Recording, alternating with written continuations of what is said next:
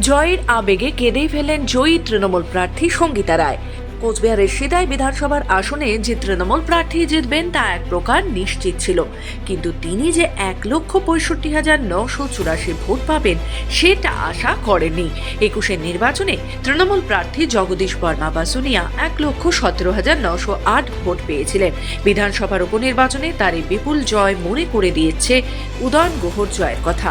আমার যে আজকে বিপুল জয়, সেই জয়টা হচ্ছে আজকে আমার প্রতিটা মা বোনের, প্রতিটা বুথের যারা মেশিনারি আছে প্রত্যেকের কাছে আমি কৃতজ্ঞ।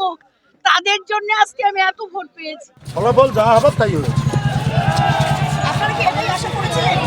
আশা নিরাশার বিষয় নয়, ফলাফল যেটা ছিল আগেই ফলাফল হয়ে গেছে, নতুন করে এটা জাস্ট হলো আর কি। এর আগে বিধানসভা নির্বাচনে বিজেপি প্রার্থী ছিলেন দীপক কুমার রায়। তিনি পেয়েছিলেন 1,07,796 ভোট, যা মোট ভোটের 45.5%। এই উপনির্বাচনেও তিনিই প্রার্থী, কিন্তু ঘাসফুল ঝড়ে গেরুয়া একেবারে ফিকে হয়ে গিয়েছে।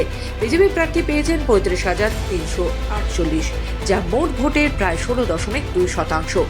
এদিন সবুজ আবিরে ছেয়ে যায় গণনা কেন্দ্র। তখন গণনা কেন্দ্র থেকে বেরিয়ে যাচ্ছেন বিজেপির গত দুবারের পরাজিত প্রার্থী দীপক কুমার রায়। তাকে দেখে জয় বাংলা স্লোগান দিতে থাকেন তৃণমূল কর্মীরা।